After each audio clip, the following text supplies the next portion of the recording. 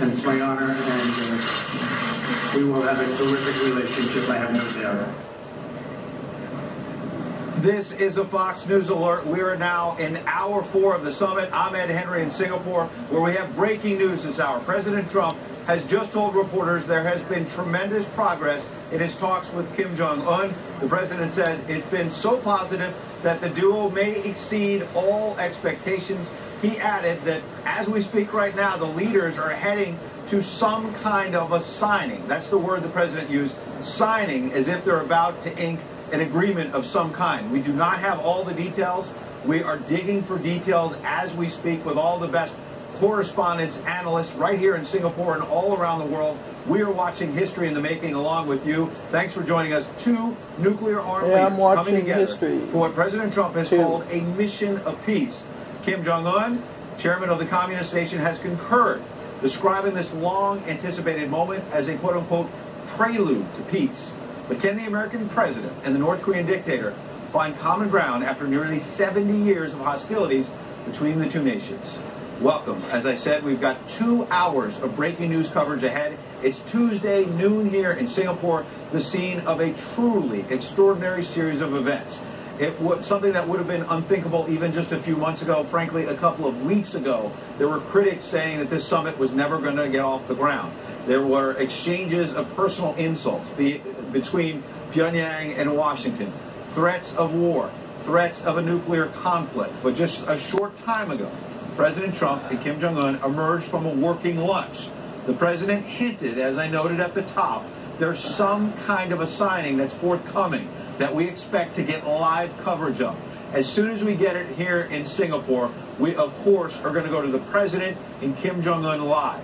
The White House has made it absolutely clear that nothing short of complete and verifiable denuclearization of the Korean Peninsula is an acceptable outcome. That's what Secretary of State Mike Pompeo told reporters today.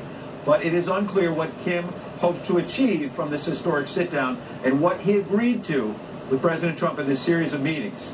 Interesting that Kim has been seeking economic support as well as safety and security on this trip.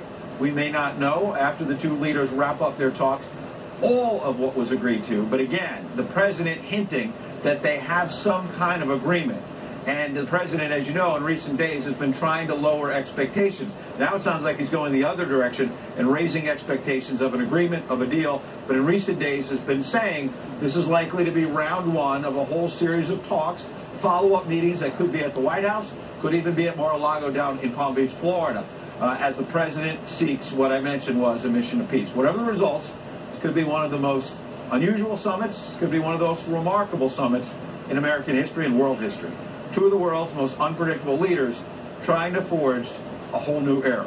A defining moment, as we say, for international diplomacy, American history, as a president, man who wrote The Art of the Deal. Something in history. I'm going to go local channel and see if any of this is taken, if any of the local channels which has never officially ended.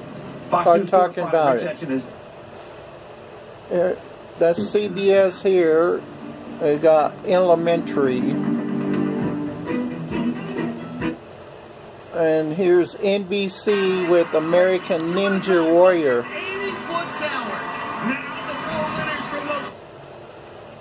And what here's that vehicle looked like. So certainly some sort of personal bonding that has been going on throughout the day. Again, this is a summit that President Trump KTLA 5 face-to-face with is actually talking about it. Of course, all of us are waiting to see what exactly they will be signing in the coming moments.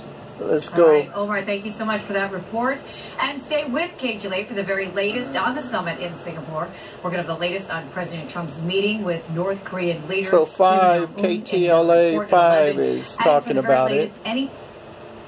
Let's see what ABC HD, they're talking, I don't know, some program.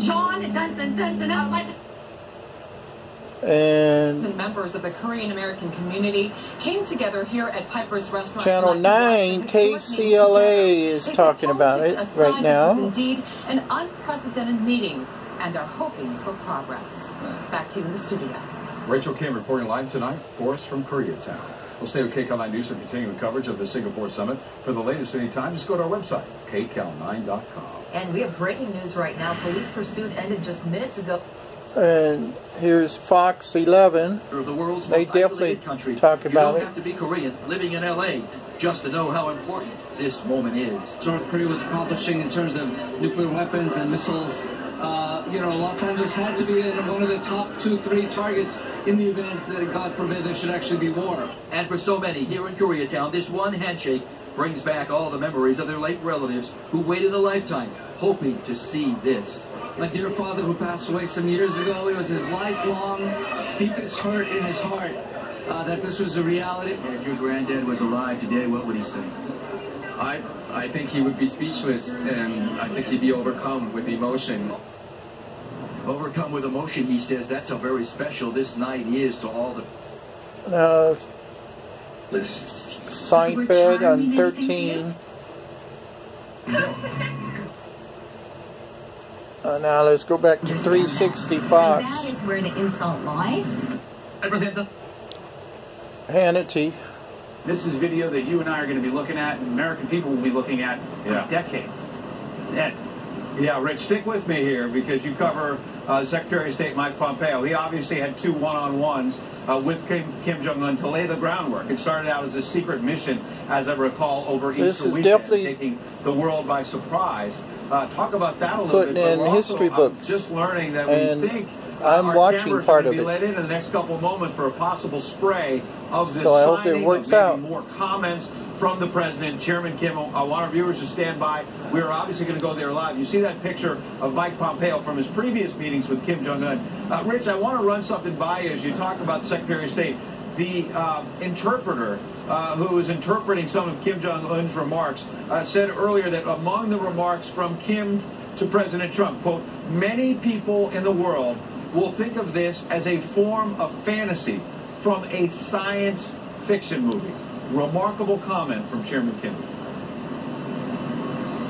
It is. And you look at this video, it is something that has never happened before. You've had former presidents, Jimmy Carter, President Clinton, go to North Korea, and that was to get hostages that the North Koreans had taken. This is a sitting president of the United States who has the power to move military, who has the power to give concessions to the North Koreans, sitting down with a North Korean dictator. Both of them making clear in today's meeting that they are really very little like their predecessors. This includes Kim Jong-un, his father, who was rather reclusive, and then Kim Il-sung, his grandfather, essentially the founder of North Korea and the founder of the cult leadership in that country. As you talk about the Secretary of State, he did travel to North Korea secretly Easter weekend as CIA director. Found out weeks later, in fact, after his confirmation hearing as Secretary of State, that he had taken that. Then a few weeks after that, he goes secretly again to North Korea to try to advance these talks. Even that meeting, the Secretary of State, the sitting Secretary of State of the United States, meeting with Kim Jong-un twice, the highest level engagement that the two countries had had in nearly 2 decades. So we've had a number of unprecedented moves here, Ed. All right, Rich, I want you to stand by. I'm looking at my phone because we're now learning that the pool of reporters around the president has been moved to a room over there at the resort where these meetings have been taking place for now over 4 hours. We can see the camera. It's shaky. They're trying to get into the room. So something is happening with this signing that the president mentioned. We have Rich Edson, as we mentioned, our correspondent, standing by. Chris Wallace is standing by, the anchor of Fox News Sunday. We're going to hear his thoughts in just a couple of moments. In the meantime, the U.S. and North Korea have fought, as we noted, on opposite sides of a three-way war since the early 50s. 36,000 American troops died in the Korean War, which has never been officially resolved. Now, there's some talk that Congress can soon